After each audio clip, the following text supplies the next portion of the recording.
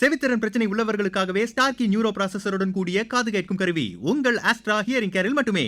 இங்கு ஒவ்வொரு புடவையும் நம் ஸ்னேகா தேர்ந்தெடுத்தது உங்களுக்காக. ஸ்னேகாலயா சில்க்ஸ். நம்ம ஃபேமிலி பில்டர்ஸ் கூடுவாஞ்சேரியில குறைந்த விலையில ஸ்பேஷியஸான வீட்டு மனைகளை வழங்கிட்டு வராங்க. மிஸ் பண்ணிடாதீங்க.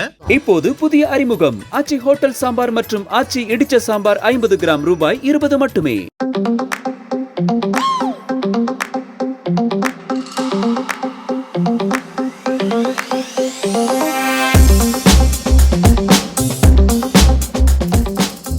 இத்தனை படம் பண்ணிட்டேன்ல, அந்த படம் பண்ணும்போது தான் ரொம்ப சந்தோஷமாக இருந்தேன்.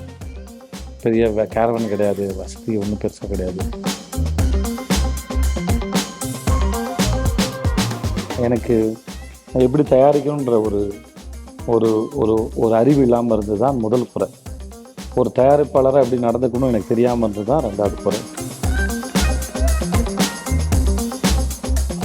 கடைசி விவசாயி அது ஒன்றும் நாங்கள் கம்மியாக செலவு பண்ணல. பட்ஜெட் கேட்டிங்கன்னா உங்களுக்கு ஆச்சரியமாக இருக்காது எவ்வளோ செலவாச்சுங்க. நான் ஒரு சின்ன சர்ப்ரைஸு. ஸோ ஒருத்தவங்க வராங்க.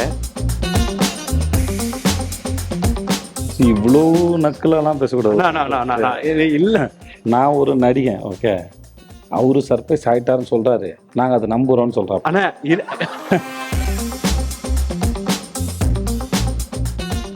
நான் பழக்கத்துக்காக உதவி மட்டும்தான் நண்பா பண்ணுவேன், படம்லாம் பண்ண மாட்டேன் அப்படிங்கிற.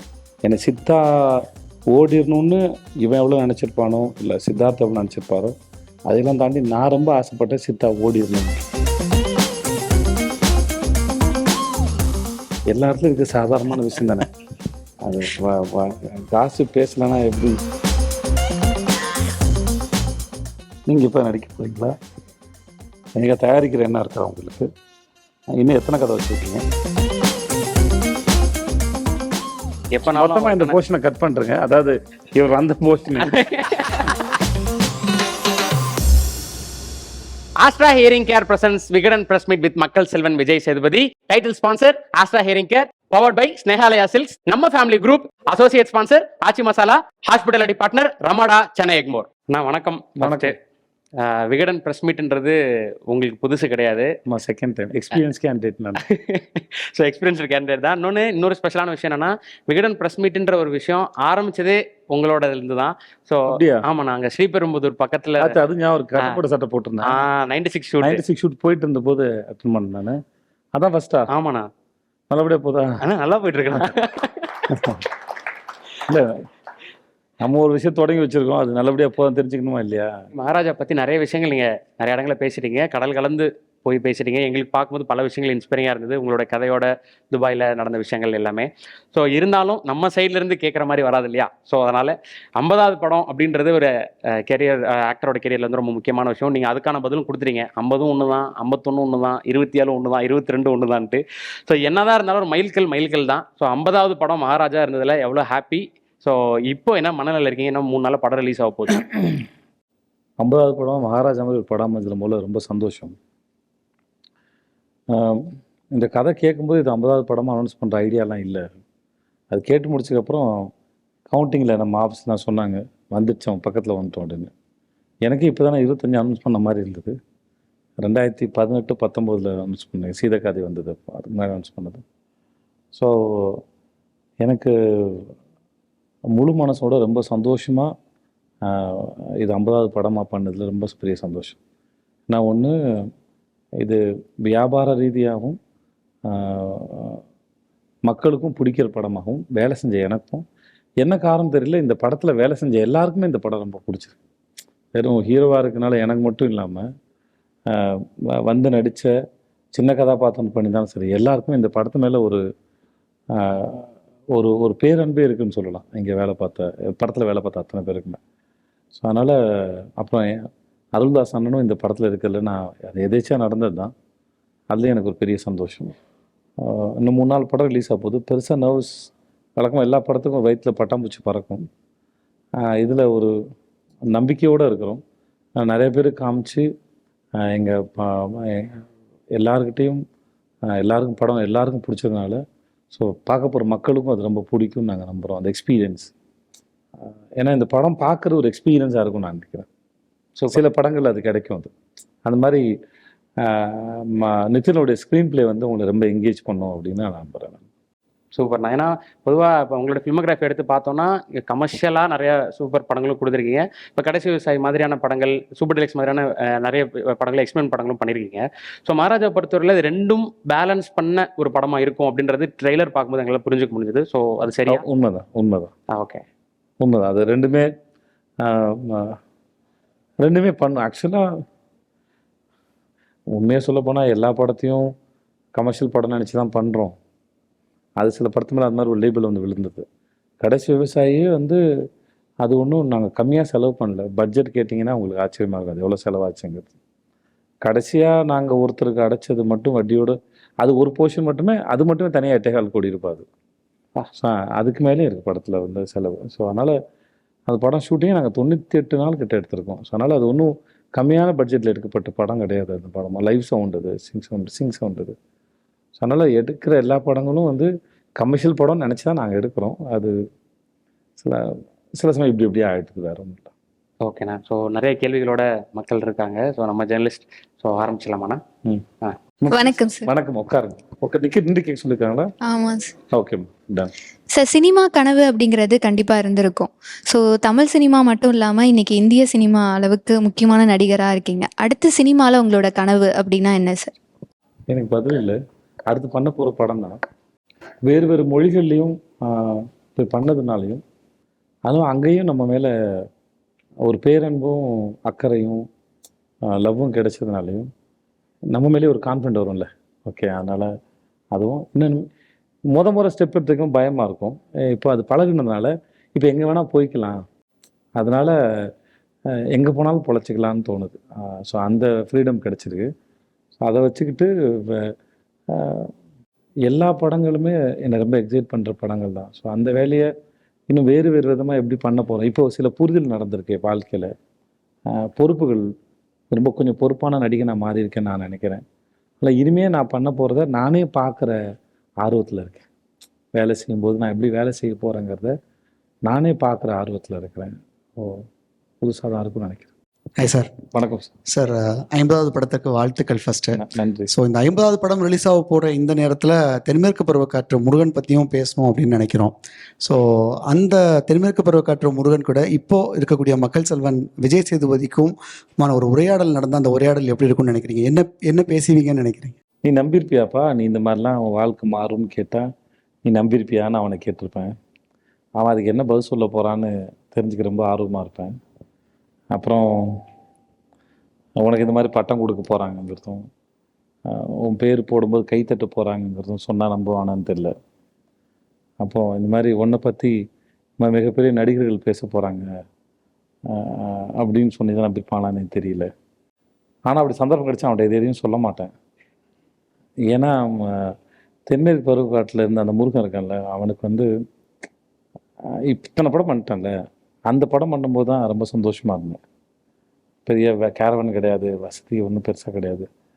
ஆனால் நான் தோற்று போகலைல, நான் ஆயிட்டேன்ல, நான் தோல்விக்கான அடையாளம் இல்லைல்ல அப்படிங்கிற ஒரு உருவமாக நான் மாறுனது எனக்கு ரொம்ப சந்தோஷமாக இருந்தது. ஏன் தேவையில்லை, கல்யாணம் ஆகிடுச்சு, 2 குழந்தை பிறந்துச்சு, உனக்கெல்லாம் தேவையா அப்படின்னு எவ்வளோ பேச்சுகளுக்கு மத்தியில் வந்து உனக்கு என்ன தெரியும், சின்ன வயசுலேருந்தே உனக்கு எதுவுமே வராதுல்ல, ட்ராமா தான் நடிச்சிருக்கியா அப்படின்னு என் மேலே எழுப்பப்பட்ட 1000 கேள்விகளுக்கு மத்தியில் ஒரு நாள் நான் தொட்டுட்டேன்ல, அந்த சந்தோஷத்தோடு நான் டெய்லி ஷூட்டிங் போகும்போது தேனி இன்டர்நேஷ்னல் ஹோட்டல்லேருந்து இப்படி வெளியே வந்து இப்படி போனீங்கன்னா இந்த கார்னரில் ஒரு டீ கடை இருக்குது. காலையில் கேசரியும் சுண்டல் கொடுப்பாங்க, பட்டாணி இருக்கும். டீயை குடிச்சிட்டு ஒரு தம் வச்சுட்டு ஒரு பட்டாணியை ஒன்று பார்சல் வாங்கிட்டு சாப்பிட்டுட்டு அவன் வாடகை ஷூட்டிங் போயிடுவான். சாயந்தரம் வந்தீங்கன்னா அப்படியே வந்து தேனி பஸ் ஸ்டாண்ட் இருக்கும், அந்த கார்னரில் மிளகு பால் கொடுப்பாங்க. மிளகும் இதுவும் போட்டது பேர்னா கருப்பட்டி போட்ட பால், கருப்பட்டி மிளகு பால் இருக்கும். வந்துட்டு அதை குடிச்சிட்டு தம் வச்சிட்டுன்னா அந்த இரவும் முடிஞ்சிடும் அது. ஆனால் அந்த 30-35 நாள் ரொம்ப சந்தோஷமான, ஓ நான் ஆயிட்டேனா அப்படின்னு. ஸோ அவனுக்கு இதெல்லாம் தேவையில்லாதது, அவன் அதை அனுபவிக்காமல் இதை நினச்சி ஏங்கிட்டு இருப்பான். ஸோ தேவையில்லாது அவன்கிட்ட இது எதுவுமே நான் சொல்ல விரும்பலை. நான் அப்படியே இருக்கும். அதில் ஒரு சாமி டாலர் இருக்கும், அது நாங்கள் ஒரு கண்டம்னு ஸ்கூலில் எடுத்தோம். அங்கே ஒரு பழைய சாமி டாலர் கீழே கிடந்துச்சு, முருகன் டாலர் கிடந்துச்சு. ஸோ அது நான் சென்டிமெண்ட்டாக அதை எடுத்து அதை கழுத்தில் மாட்டிக்கிட்டேன். நான் முதல்ல எனக்கு ஸ்கூல் தான் ஷாட் வச்சாங்க. ஸ்கூல்லேயும் காம்பவுண்ட் வால் எகிரி குதிக்கிற மாதிரி தான் ஷாட் வச்சாங்க. என் வாழ்க்கையிலையும் அப்படி தான் வந்தேன் கூட எனக்கு தெரியல. ஸோ நல்ல நேரம் பார்த்து எங்கள் டேரக்டர் ஷாட் வச்சார் எனக்கு.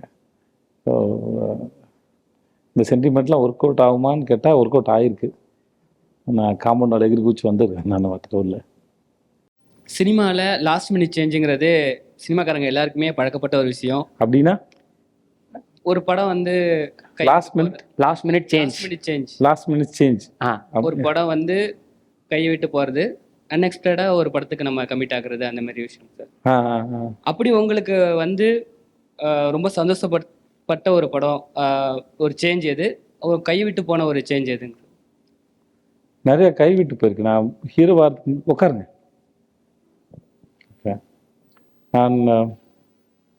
நான் ஹீரோவாகன்னு நினைக்கல. ஆனால் ஒருத்தர் என்னை கூப்பிட்டு ஹீரோன்னு சொன்னதுக்கப்புறம் அந்த படம் நடக்கலை. ஆனால் நான் ஹீரோ ஆகக்கூடிய ஆளுன்னு அவர் என்ன சொல்லிட்டார். அதுக்கு எனக்கு ஹீரோன்ற எண்ணம் எனக்கு இல்லை. ஸோ நான் ஹீரோ மெட்டீரியலாங்கிற எனக்குள்ள அந்த விதை விழுந்துருச்சு. அதுக்கப்புறம் எஸ்ஏசி சார் என்னை பார்த்தாரு, அந்த படம் நடக்கலை.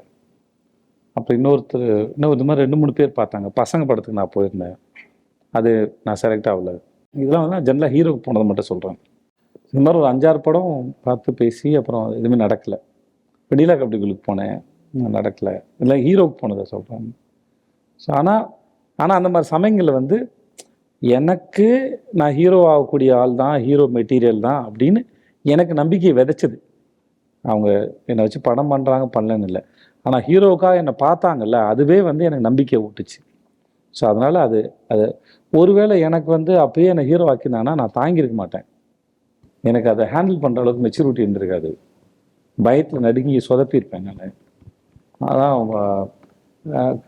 காலம் வந்து மிக அற்புதமான விஷயங்களை உங்கள் கையில் கொடுக்கும்போது அதுக்கு நீங்கள் உங்களை முதல்ல தயார்படுத்தி தான் கொடுக்குன்னு சொல்லுவாங்க. மேபி எனக்கு தயார்படுத்துறதுக்கான வேலையாக அது இருந்திருக்கலாம் அப்படின்னு நான் நினைக்கிறேன். மேபி அதுதான் அது. மற்றபடி என்ன கேட்டீங்க? அது லாஸ்ட் மினிட் சேஞ்சில் உங்களை மகிழ்ச்சி ஏற்படுத்தினது, இன்னொன்று சந்தோஷப்படுத்தின ஒரு விஷயம் எதுங்க? சந்தோஷப்படுத்தினது, இன்னொன்று கொஞ்சம் அப்செட் ஆகுது, அதை வருத்தப்பட்டது. மிஸ் ஆகிருக்கு, ஆனால் வருத்தம்லாம் எதுவும் இல்லை. ஏன்னா அப்படி வருத்தப்பட்டேன்னா அப்புறம் நிறைய பழைய படம்லாம் பிடிக்கும், அது உட்காந்து அழுணும் உட்காந்து. தயாரிப்பாளர் விஜய் சேதுபதி எப்படி இருக்காரு? கிரிட்டிக்கலி அக்ளைம்டு படங்கள் வந்து ஆரஞ்சு மிட்டாய், மேற்கு தொடர்ச்சி மலை மாதிரியான படங்கள் திரும்பி பண்ண வாய்ப்பு இருக்கா? அது அந்த படங்கள்லாம் சொல்லணும், பட் நல்ல அனுபவங்கள் கிடைக்கல. அதுதான் தயாரிச்சிலேருந்து சுத்தமாக நல்ல அனுபவமே கிடையாது. அது நிறையா இருக்குது. அதில் முதல் குறை வந்து நான் தான். எனக்கு எப்படி தயாரிக்கணுன்ற ஒரு ஒரு ஒரு ஒரு அறிவு இல்லாமல் இருந்தது தான் முதல் குறை. ஒரு தயாரிப்பாளராக எப்படி நடந்துக்கணும் எனக்கு தெரியாமல் இருந்தது தான் 2வது குறை.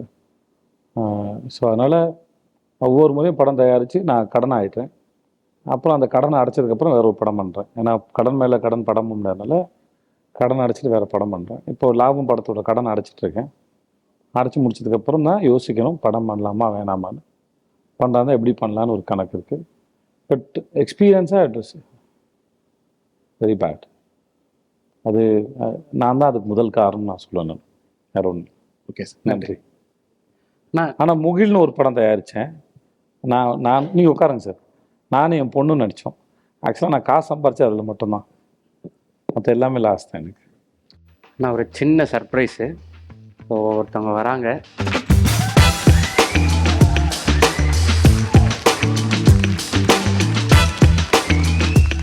இவ்வளோ பேர் டைரக்டரை கூப்பிட்டு வந்துருக்கிறேன்.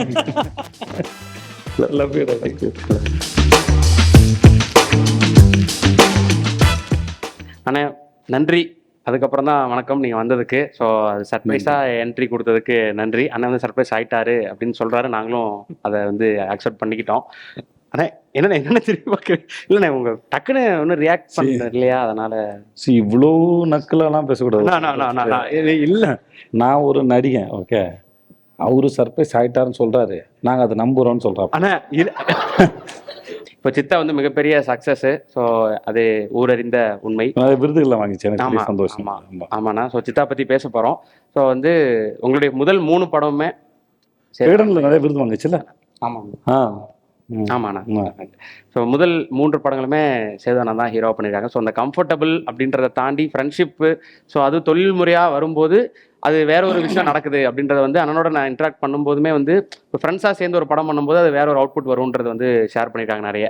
ஸோ இந்த காம்பினேஷனில் வந்த 3 படங்கள் பற்றி பேசலாம். உங்கள் 2 பேருக்குமான ஃப்ரெண்ட்ஷிப் பற்றி பேசலாம். இல்லை, எனக்கு நான் நிறைய தடவை இதை சொல்லியிருக்கேன். என்னென்னா, ஃப்ரெண்ட்ஷிப்புங்கிறது இப்போ நாங்கள் படம் பண்ண ஆரம்பிக்கிறதுக்கு முன்னாடி எனக்கு சேதுவை தெரியும், அவ்வளோதான். ஆனால் படம் பண்ண ஆரம்பித்ததுக்கு அப்புறம் தான் அந்த ஃப்ரெண்ட்ஷிப் பாண்டிங்கே ஸ்டார்ட் ஆச்சு. ஆனால் ஒரு நாள் கூட இதையும் அதையும் கிளப் பண்ணதே கிடையாது. இது வேற அது வேற. அதில் அவரும் தெளிவாக இருப்பார். அது எனக்கு ஆட்டோமேட்டிக்காக அவர் அந்த ஜோனில் இருக்கிறது எனக்கும் ரொம்ப பிடிக்கும். ஏன்னா அவர் என்ன சொல்லுவார்னா, நான் பழக்கத்துக்காக உதவி மட்டும்தான் நண்பா பண்ணுவேன், படம்லாம் பண்ண மாட்டேன் அப்படின்பார். அது ரொம்ப முக்கியமான வார்த்தையாக நம்ம பார்ப்போம். ஏன்னா அது என்னன்னா அவங்க நம்ம மேலே வச்சுருக்க நம்பிக்கை. இன்னொன்று வந்து பழக்கத்துக்காக படம் பண்ணேன்னு சொன்னால் அது அவரை டீக்ரேட் பண்ணுற மாதிரி ஆகிடுது. அதுதான் சொன்னேன். அவர் என் மேலே வச்சுருக்கிற நம்பிக்கை அது இன்னும் பூஸ்ட் பண்ணுவோம் ஒன்று. அப்புறம் பன்னாரம்பத்னியம் வணிக ரீதியாக வெற்றி அடையாதப்போ எனக்கு சேதுபதி கொடுத்த ஒரு விஜய் சேதுபதி இருக்கார்ல, அது இல்லைன்னா இன்றைக்கி நம்ம இங்கே இல்லை. வாட்டவர், அது ரொம்ப கஷ்டம், ரொம்ப கஷ்டம். ஏன்னா ஒரு படம் வந்து வணிக ரீதியாக சரியாக போகல, ஆனாலும் அதுக்கப்புறம் அதே ஹீரோ நம்மளை நம்பி ஒரு படம் பண்ணி அது சக்ஸஸ் ஆகலாம், ஆகாமல் கூட போகலாம்ல. ஆனால் அந்த இன்டென்ஷன் ரொம்ப முக்கியமானது. அப்புறம் என்னோட அனுபவங்கள் வந்து கிட்டத்தட்ட ஒரு 10 வருஷம் விஜய் சேதுபதி சுற்றி மட்டுமே இருந்திருக்கு, மட்டுமே. ஏன்னா நான் பெருசாக வெளியில் எனக்கு சேதுவை தாண்டி யாரும் தெரியாது. அப்போது நான் ஒரு இதில் கூட சொல்லியிருந்தேன், விஜய் சேதுபதி வந்து பெரிய ஆலமரம், அந்த ஆலமரத்தோட நிழலில் வந்து இலைப்பார் நாட்களில் நானும் ஒருத்தவன். தன்னோட விஷயங்களை கான்ட்ராடிக்ட் பண்ணிப்பார். அது ரொம்ப ரொம்ப முக்கியமான ஒரு பண்பாக நான் பார்க்குறேன். ஏன்னா இது இப்போ இல்லை பிரதர், நான் ஃபஸ்ட்டு பன்னாரம்பத்னியமில் ஒரு ஐ மீன் நான் சீக்கிரமாக சொல்லிடுறேன், போர் அடிக்கல. ஆனால் ஒரு ட்ராக் ஷாட் வந்து இப்படி ட்ராக் போட்டு ரெடி பண்ணிட்டோம்.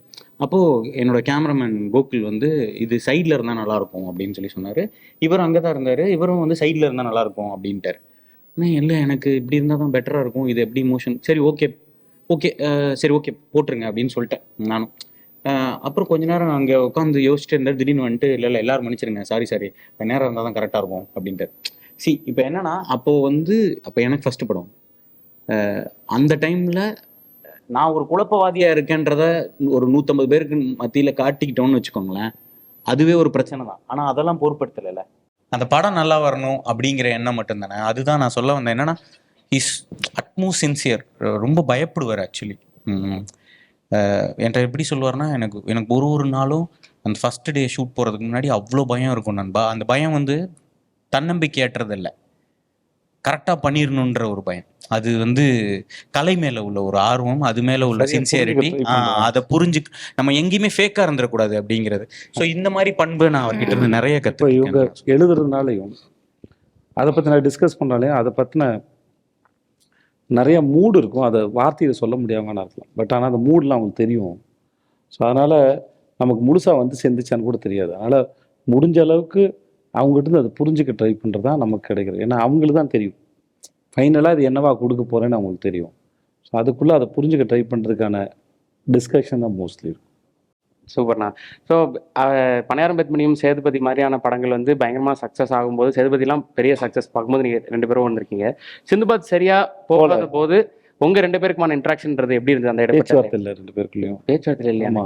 இல்லை, எனக்கு அது எனக்கு ரொம்ப ரொம்ப ரொம்ப எனக்கு வந்து ரொம்ப ஆழமான சம்பவம் என் வாழ்க்கையில் நடந்ததில்லை. என்னன்னா, இவர் ஊரில் இல்லை, அப்போ ரிலீஸ் அன்னைக்கு ஊரில் இல்லை, நான் மட்டும்தான் இருந்தேன். ஒரு 2 நாள் கழிச்சு தான் வந்தீங்க. ஆமாம், நீ அப்போ வந்து இவர் என்கிட்ட சொன்னார், படம் பார்த்துட்டியா அப்படின்னாரு. போனேன் நண்பா, அதுக்கப்புறம் நான் போல தேட்டருக்கு அப்படின்னு. சரி விட்டுரு போகாத, வீட்டில் இரு அப்படின்னாரு. அப்புறம் ஃபோன் பண்ணார், வா நம்ம 2 பேரும் போய் படம் பார்ப்போம் அப்படின்னா. நாங்கள் சத்தியம் தேட்டரில் மேலே போய் நான், நீங்கள், நிவாஸ் எல்லோரும் உட்காந்து படம் பார்த்தோம். படம் பார்த்தப்ப படம் பார்த்துட்டே இருந்துட்டு படம் பார்த்து முடிச்சுட்டு வா சாப்பிட போகலான்னு சொல்லி சாப்பிட கூட்டிகிட்டு போயிட்டு இல்லை சின்ன பிரச்சனை இருக்குடா, அவ்வளோதான், அதை நம்ம அப்புறமா பேசிக்கலாம், விட்டுரு, ஃப்ரீயாக விடு, போ தூங்கு, சாப்பிடு, ரிலாக்ஸாரு அப்படின்னாரு. ஸோ அந்த அன்னைக்கு இவர் சொன்னதுன்னா தான் வேற ரெடி பண்ண அடுத்து பண்ணலாம் அப்படின்னாரு. ஆக்சுவலி இதுதான் சேது, உங்களுக்கு புரியுதுல்ல, அந்த ஒரு உந்துதல் நம்மளுக்குள்ளே இருந்துகிட்டே இருக்கும், நம்ம நம்புறாருன்ற ஒரு விஷயம் இருந்துகிட்டே இருக்கும். அதுதான் டிரைவிங் ஃபோர்ஸ். எனக்கு எப்பயுமே அப்படி தான் இருந்திருக்கு. கிரேட்டஸ்ட். இல்லை, ஆனால் அது மட்டும் காரணம் இல்லை. இங்கே ஏன்னா அது மட்டும் உனக்கு அது நடந்த ஞாபகம் இருக்கும் இல்லையான்னு தெரியல. இன்னும் சில விஷயம் நடந்தது, அது இப்போ என்னால் சொல்ல முடியாது. அது நல்ல ஞாபகம் இருக்கு. ஏன்னா ஓகே, அதனால் இது மட்டும் காரணம் இல்லை. ஓகே, அதனால் படத்தில் தவறு இருந்தது, அதை தாண்டி பெரிய தவறுகளில் அந்த படத்தை சுற்றி நடந்தது இருக்குது. ஸோ அதுவும் சேர்ந்து தான் அந்த படத்தோட இதுக்கான ஒரு காரணம். மற்றபடி அவ்வளோ பேட் ஃபிலிம்லாம் இல்லைன்னு நான் நம்புகிறேன் அந்த படத்தை. ஓகே. ஏன்னா அப்புறம் வந்து ஒருத்தரோட ஒர்க் பண்ணும்போது நம்மளுமே எல்லா சமயம் எல்லாத்தையும் சரியாக பண்ணிடுறது இல்லைல்ல, ஏதோ ஒரு இல்லை மிஸ் ஆகும். ஆனால் நம்ம கணக்கு போடுறோம். பட் ஆஸ் அ ஃபில்ம் மேக்கராக அவன் சின்சியர் இல்லாத ஆளோ இல்லை ஃபெயிலியர் ஆகக்கூடிய ஆளோ கிடையாது. இப்பயும் எந்த ஒரு கதையை பண்ணாலும் அது அட்மோஸ்ட் சின்சியாரிட்டியோட ரெஸ்பான்சிபிளோட பண்ணக்கூடிய ஆள் தான் இருக்கும். அதுதான் முக்கியமான காரணம். அடுத்து நீ ஒன்று பண்ணு இல்லை பண்ணலான்னு சொல்கிறதுக்கான காரணம் தான். பட் ஆனால் ஒவ்வொரு முறையும் சொல்லும்போது என் கூட இவன் கம்ஃபர்டபுளாக இருக்கிறனால சொல்லுவேன், என் கூட படம் பண்ணாதேன்னு சொல்லுவேன். அதுவும் நீங்கள் இன்டர்வியூலாம் சொல்லியிருக்கீங்க. என் கூட படம் பண்ணி இன்னும் கம்ஃபர்டபுளாக இப்போ ஒருத்தரை சார்ந்து வாழக்கூடாது, அது யாருக்கும் நல்லது இல்லை. அவருக்குமே நல்லது இல்லை அது. அப்புறம் ஒரு சினிமாவில் வெளியே போனால் அவருக்கு திடீர்னு அது ஒரு நாள் பிரச்சனை. என்னை சித்தா ஓடிடணும்னு இவன் எவ்வளோ நினச்சிருப்பானோ இல்லை சித்தார்த்த எவ்வளோ நினச்சிருப்பாரோ, அதெல்லாம் தாண்டி நான் ரொம்ப ஆசைப்பட்டேன் சித்தா ஓடிடணும்னு. ஏன்னா முதல்ல படத்தை பார்த்தேன், எனக்கு அந்த படம் பயம் கொடுத்துச்சு. ஓகே, அதனால் எனக்கு வந்து மக்கள் ஒரு ஏற்றுக்காம போயிட்டாங்கன்னு அப்படின்னு ஒரு பயம்லாம் எனக்கு இருந்துச்சு. ஆனால் மக்கள் அதை ஏற்றுக்கிட்டு நான் மட்டும் சொன்னேன், படம் வந்ததுக்கப்புறம் சொன்னேன், நண்பா இது மக்கள் ஏற்றுக்கலாம் ரொம்ப சந்தோஷப்படுறேன். ஏன்னா அவனுக்கு ஒரு வெற்றி ரொம்ப முக்கியமானது, சிந்துபாத்துக்கு அப்புறம் ஒரு வெற்றி ரொம்ப முக்கியமானது. அது சித்தா மாதிரி அந்த படத்துக்கு அமைஞ்சது, மக்கள் அதை ஏற்றுக்கிட்டு கொண்டாடினதும், அதில் நடித்த குழந்தைங்களாக இருக்கட்டும், இப்போ அந்த விகடன் விருது வரைக்குமே அந்த படம் தொடர்ந்து பேசும் பொருளாக இருக்கிறத நினச்சி ரொம்ப சந்தோஷப்படுறேன். சூப்பர்ண்ணா. நீங்கள் 3 படம் பண்ண சொன்ன நீங்களும் அதை அவர் ஒரு ஆலமரம்னு நீங்கள் சொல்கிறீங்க, இவருமே வந்து வெளியே போய் படம் பண்ணிட்டு வான்னு சொல்கிறாரு. ஸோ வெளியே போய் படம் பண்ணலான்னு இவர் சொல்கிறத தாண்டி உங்களுக்குள்ள ஒரு இன்ட்யூஷன் அது அங்கே ஒர்க் ஆகும். ஏன்னா நீங்கள் அது சிந்து பார்த்ததுக்கப்புறம் கிட்டத்தட்ட 4 வருஷம் ஆயிடுச்சு இல்லையா?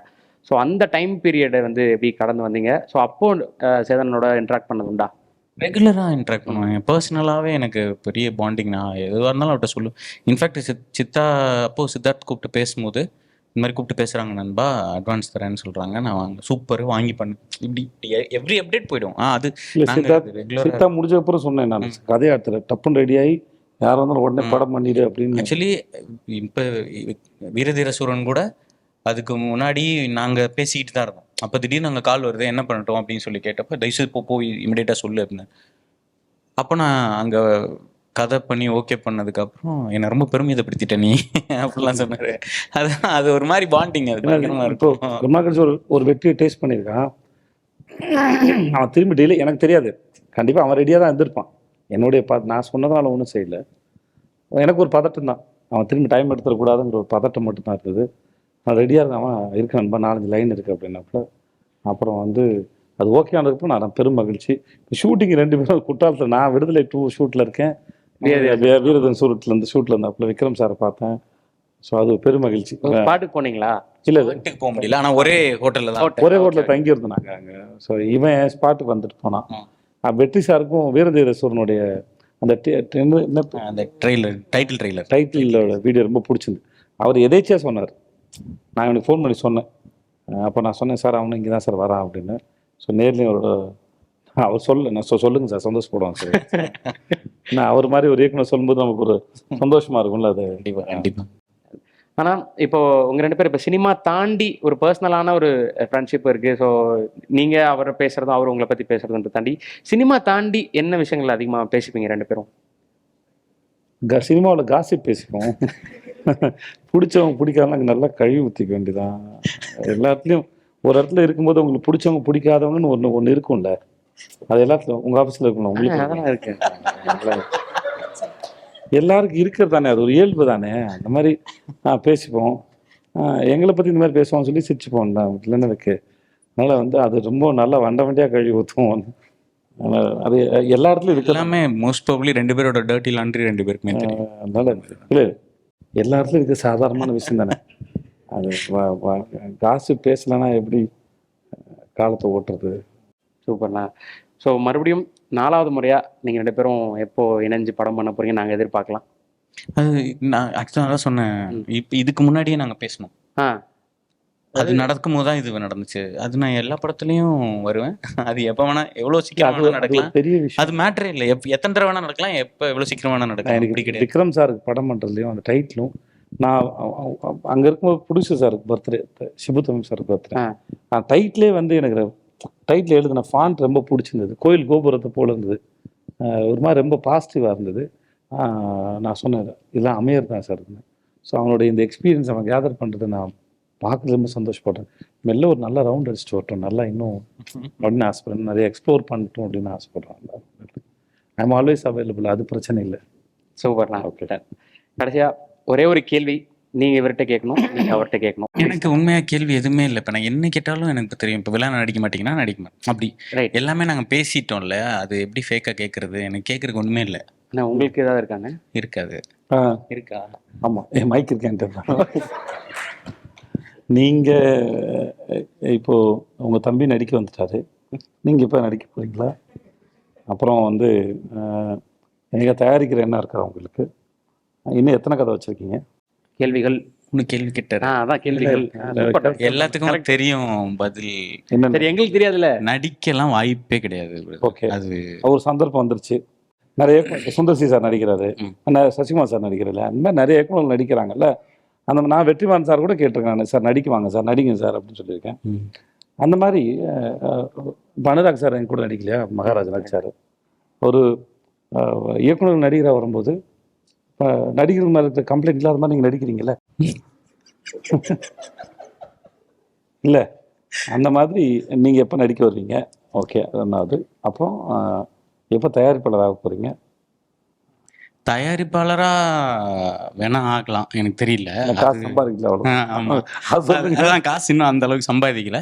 ஆனால் நடிகராகிறது வாய்ப்பே இல்லை. ஏன்னா எனக்கு என்ன தோணுன்னா, நடிக்கிறதுன்றது ஒரு தனி கலை, அதை கிளப் பண்ண முடியாது எதோடையுமே. அதான் இன்னைக்கு உங்களுக்கு ஒரு சில பேருக்கு நடிப்பு மேலே உங்களுக்கு இன்னைக்கு அந்த ஒரு ஒப்பீனியன் இருக்குது, நாளைக்கு அந்த ஒப்பீனியன் மாறலாம் அடிச்சிருவீங்களா? இல்லை, நான் மாட்டேன். ஒப்பீனியனே மாறாதுன்றாரு. ஆமாம், ஏன்னா செய்கிற ஒரு வேலையை கரெக்டாக பண்ணணும்னு இருக்கு. அப்புறம் நடிகனாக இருக்கிற வந்து இயக்குனராக ஆசைப்படுறாங்களா? அவங்களுக்கு என்ன அட்வைஸ் கொடுக்க விரும்புறீங்க அப்படின்னா?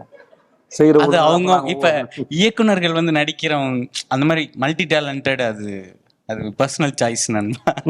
எனக்கு அந்த திறமை. ஆனால் எழுதி வச்சுக்கோங்க, ஒரு நாள் அவர் நடிப்பார். நான் சொல்கிறேன் நடிப்பார். ரைட். ஆனால் எதிர்பார்க்குறோன்னே. ஐயோ, அது நான் செய்வேன் இல்லை யார் சொன்னேன். ஆனால் காலம் என்னைக்கா ஒருனா அந்த இடத்துக்கு வந்து ஏதோ ஒரு இடத்துல வந்து யாருக்காகவாது அது வந்து ஐயோ நான் இதுவா சொல்லலாம். புரியுது. நான் வந்து இப்போ எனக்கு பயமா இருக்கு, என்ன ஒரு சொன்னா நடந்துரும். இது மனசுல படுறது தானே, இது சும்மா ஒரு மனசுல படுற ஒரு எனர்ஜியில் தான் சொல்றது. என்னைக்காவது ஒருனா ஏதாவது ஒரு சந்தர்ப்பத்தில் யாரோ ஒருத்தர் கேட்டு நடந்தாலும் நடக்கலாம், இல்லைன்னா இருக்கு. சரிண்ணே, நீங்கள் சொன்ன மாதிரி எப்போ மொத்தமாக இந்த போர்ஷனை கட் பண்ணுறேங்க. அதாவது இவர் அந்த போர்ஷனை. ஓகேண்ணே, தேங்க்யூ ஸோ மச்ண்ணே, நீங்கள் வந்ததுக்கு நன்றி. ஸோ இந்த மாதிரி ஒன்று பண்ணுறோம் அப்படின்னு சொல்லி அண்ணன்ட்ட தகவல் சொன்னோன்னே வந்துடுறேன் அப்படின்னு சொல்லி அண்ணன் எங்களுக்காக வந்தது, சேதனனுக்காக வந்து ரொம்ப ரொம்ப நன்றி. ஸோ உங்களுடைய ஃப்ரெண்ட்ஷிப் வந்து இதே மாதிரி எப்பயும் போல் சந்தோஷமாக இருக்கணும். மறுபடியும் நீங்கள் வந்து நிறைய படங்கள் பண்ணணும், நீங்கள் நிறைய படம் பண்ணணும், 2 பேரும் சேர்ந்தும் நிறைய படங்கள் பண்ணணும்னு ஆசைப்படுறோன்னே. Thank you so much. Thank you. Maharaja வெற்றி பெற வாழ்த்துக்கள். எனக்கு ரொம்ப நன்றி மிஸ்டர்.